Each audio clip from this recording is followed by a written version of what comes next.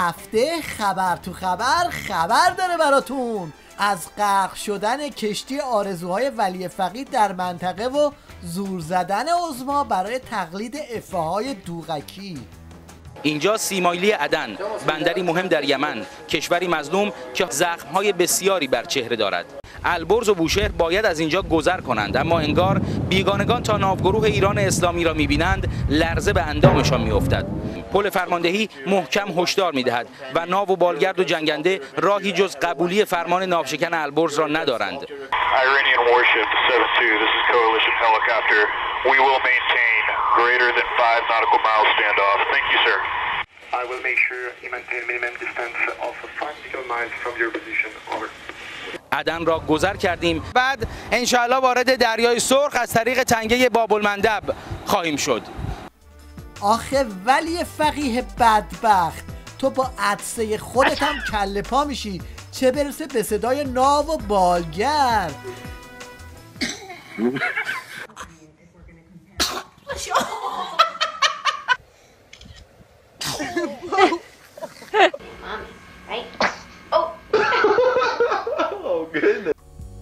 اما از صحنه سازی های هالیوودی که بگذریم، خودشون بهتر از هر کسی میدونن که موج برگشته و این انزوای منطقه‌ای و بین المللی روز به روز بیشتر میشه.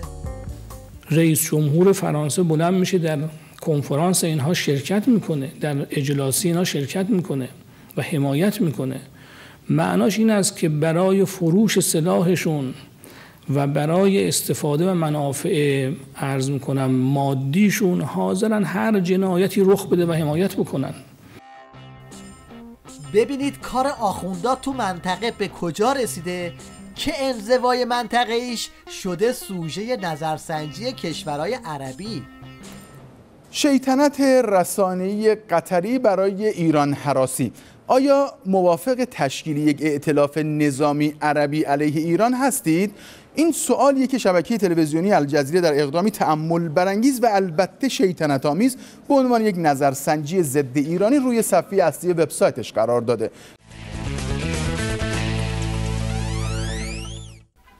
تو این برنامه هم 2 مجری آوردن تا یه هارت و پورت تلویزیونی را بندازن و با سیلی و فوش و بد و بیرا صورت عظما رو سرخ نگه دارن.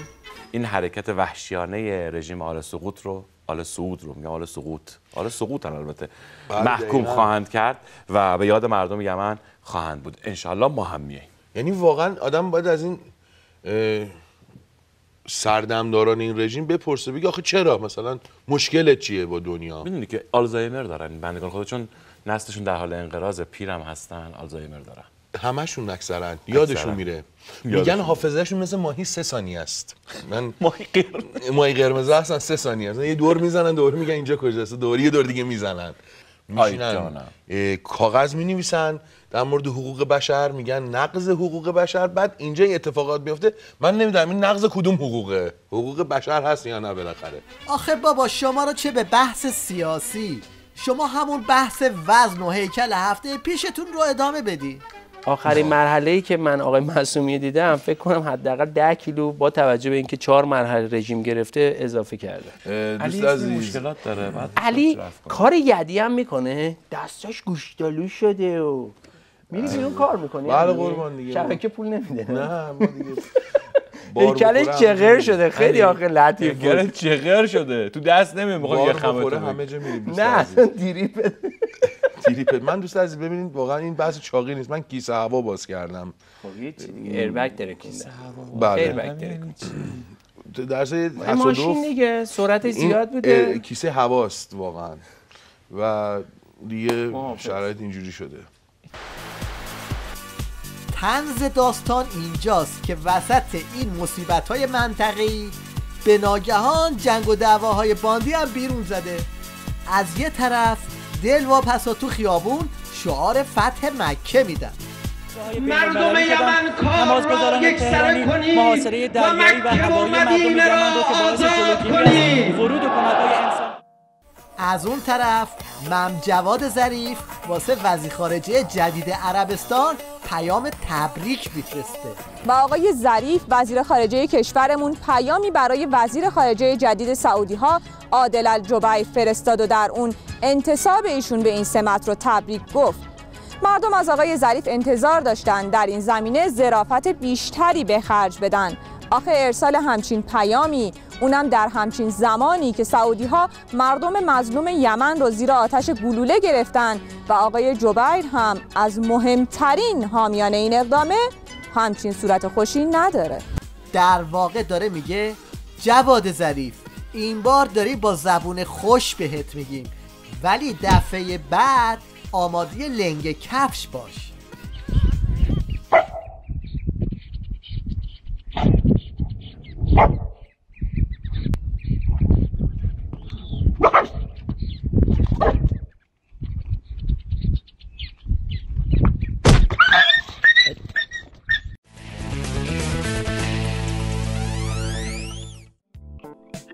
حالا از وضعیت فلاکتبار عظما تو منطقه بریم سراغ کفگرگی مردم مهاباد تو صورت آخوندا و هول و ولای تیوی ریش برای ماسمالی قضیه.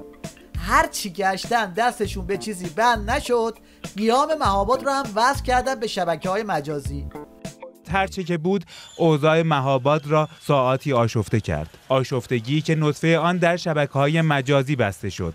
4 روز بعد از مرگ مشکوک یک دختر که کارمند هتل بوده، به ماجرای مرگ خط به خط اضافه شد و دست به دست چرخید تا اینطور روایت ساخته شود که یک مأمور امنیتی قصد سویی داشته و دختر از بیم تعرض پا به فرار گذاشته و از بالکن هتل به پایین پرت شده. و بعدم سقف جدیدی از ماسمالیزیشن برای پاک کردن رد مأمور امنیتی از این ماجرا. هیچ رد پایی از مظنونی انتظامی و امنیتی در این پرونده نمی باشد.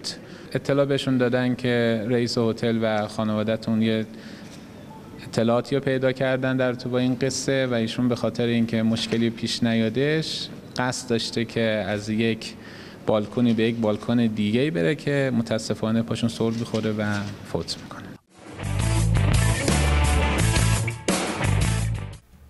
همونطور که شکست تو همه عرصه‌های جنگ سخت نفس آخوندا رو بریده، اوضاع نظام تو همه جبهه‌های جنگ نرم هم خرابه، حتی تو عرصه ساختن عروسک برای بچه‌ها. یه سری عروسک‌ها با فرهنگ‌های ما واقعا جور در نمیاد، مثل بتمن. مثلا بچه 3 ساله مثلا چه میدونه بتمن چیه، میره فردا خودش پشت و میندازه پایین. بعضیاشون هستن نسبت به طرز پوششی که دارن خیلی روی بچه‌ها تاثیر میذاره. من مثلا خودم توی فامیل دیدم بچه‌های کوچکتر عروسکایی که میبینن دوستان مثلا اونا لباس بپوشن، موهاشون رو مثلا اون مدلی ببندن. چرا اگه یه اسباب بازی زیبا باشه، شکیل باشه، وقتی دختر من میخواد عروسک بخره، چرا یه عروسکی که حجاب داشته باشه رو نخره؟ متاسفانه نیست تو بازار، الگوش نیست، نمونهش نیست. یه سری دارا و سارا اگه شما دقت کردید آوردن داخل کشور و یه دارا و سارا بود، خود تکراری میشه، تنوع نداره، واسه همین نمیتونه استقبال عمومی رو و اون مشتری رو جذب کنه. وقتی عروسک بشه ابزار جنگ نرم، دیگه تکلیف موبایل و اینترنت و آیپد و آیپود روشنه. یعنی اینا دیگه اصلاً میدی این بیگانه اند. گفتم اینترنت، تلفن همراه، اینا فناوریایی بوده که برای صلح درست نشده. واقعا؟ بله، اینا همشون در خدمت ارتش امریکا بوده. یعنی اول اونجا بوده؟ یه چیزی نزدیک 40-50 سال در خدمت اهداف نظامی پنتاگون بوده و بعد از اونجا اومده بیرون در اختیار مردم دنیا قرار گرفته. این تلفن همراه عین یک جاسوس عمل میکنه. اینم پیشنهاد این حاجی شفتالو برای مواظبت از بچه‌ها در برابر ترکش‌های جنگ نرم. پیشنهادی که البته خودش میخواد مثلا بچه‌ها نشنون. ها داریم، حالا من اینجا به شوخی و جدی میگم، فعلا بچه‌ها این دیگر رو نشنون. هرچه دیرتر برای بچه‌ها تلفن همراه و گوشی تهیه بکنیم برنده ماییم. چون نگاه کنیم واقعا امروز تلفن همراه تبدیل به یک معضل اجتماعی داره میشه. اینم یه مدرسه تو تهران که ظاهراً دانش آموزاش زود تلفن همراه خریدن و جنگ نرم کار خودش رو کرده.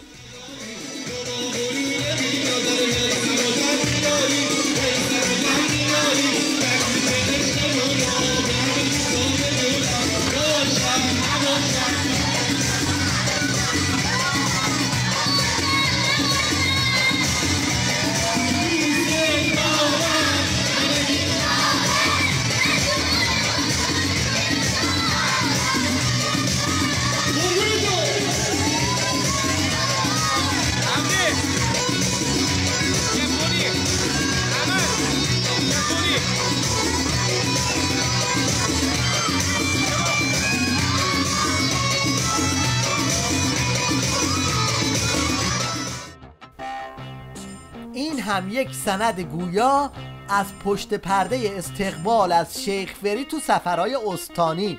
ببینید آخونده حضور انبوه و میلیونی رو چطوری درست میکنن. سلام. برای چی اومدی؟ به خاطر زور ما اومدیم. 1394 دانش آموز به خاطر زور مدرسه اجباراً آوردن دیدار آقای روحانی. 1394 مدرسه شاهد یاسر، ترکمان، ابوذر، صدو بهمن، همه جا الکی. چجوری آوردن؟ پیاده اومدی؟ نه خیر، با اتوبوس اومدیم. حالا نه معلم نه مدیر همه ول کردن رفتن دانش آموز. هر کم نیاد هر سایتی میخوان بزن. چجور میشه؟ هر کم نیاد از نمرش کن. 3 نمره. و حالا چند نمونه از دستاوردهای نظام در عرصه اقتصاد مقاومتی. یعنی رسما به بعضی از این تولید کننده ها باید بگی فازتون چیه؟ مثلا تولید کننده این کمپوت گیلاس که میواش بیشتر شبیه آلبالوه، اونقدر لهیده و خرابه که مریض رو به جای اینکه روپا نگهش داره بدتر به بخش مراقبت‌های ویژه منتقل میکنه. اکثر گیلاسا له شده بود و توش شاخم پیدا کردیم. یا محتوی این بسته‌بندی چیپس که تاریخ انقضاش برای مصرف کننده انگلیسی زبان 6 ماهه اما برای معده‌های مقاوم فارسی زبان‌ها 12 ماه. این تخم مرغ هم که تازه 4 ماه دیگه تاریخ تولیدش میرسه. حالا وسط همه اینا نمیدونیم این چرخ دنده پیدا شده تو شیر خشک بچه رو کجای دلمون بذاریم.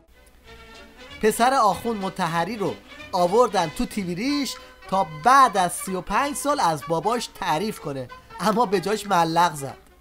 تعاملشون با نوزاد و کودک و بازی بکنن با اینها چقدر وقت میذاشتن برای این فضا و آیا صحنه‌ای از اون یادتون هست؟ خیلی ایشون فوق العاده نوشون دوست داشتن. و حالا یه خاطری هست نمیدونم تلویزیونی هست مثلا این خاطره گفته بشه ولی خیلی قشنگ نیست که حالا خاطره گفته بشه. حالا ما میگم شما بعداً خودتون هست. ما که خرجی نداره شما تازه جور با هم کشیدید. این مثلا اینجا تو همین منزل یه در واقع ما یه میز بزرگ چوبی داشتیم که خیلی موقع مثلا دور اون میز میشستیم. بعد یه بار یه نون سنگک خریدن تعداد زیاد رو این نون سنگک ها رو گذاشتن رو این میز بزرگ. بعد همین مثل این به اصطلاح همین نوه‌شون خیلی کوچیک بود دیگه، مثلا شاید مثلا 1 سالش یه ذره این رفته بود روی اون تاقچه اون بالا وایساده بود، یه دفعه شروع کرده بود که بپره روی نه که بپره، یه دفعه شروع کرده بود خیس کردن به صورتی که همه نون سنگک ها رو خیس می‌کرد در واقع. آب میری؟ نه آب نه دیگه. نه بابا. بعد یه دفعه کسی مثلا گفته بود که مثلا چرا این کار میکنه، خیلی ایشون چیز کرد که همه ساکت باشید که این مثلا راحت باشه کارش مثلا تمام باشه که مثلا بچه موقع در این حالت بهش بشه روحی نیاد کارشو بکنه. آره که کار خودشو بکنه و اینا. بعد که مثلا خب چقدر خونه مثلا نجس میشه و چه وضعی. ولی در انتها توجه شما رو به رابطه ویژه یک پدر و پسر جلب میکنید. این کوچولو فقط میدونه که باید در غم و شادی با بابا شریک باشه. It makes him want to cry too.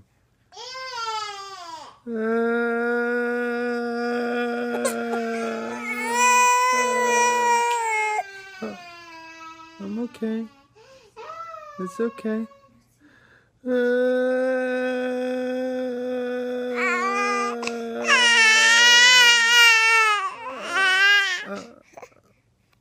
We're okay.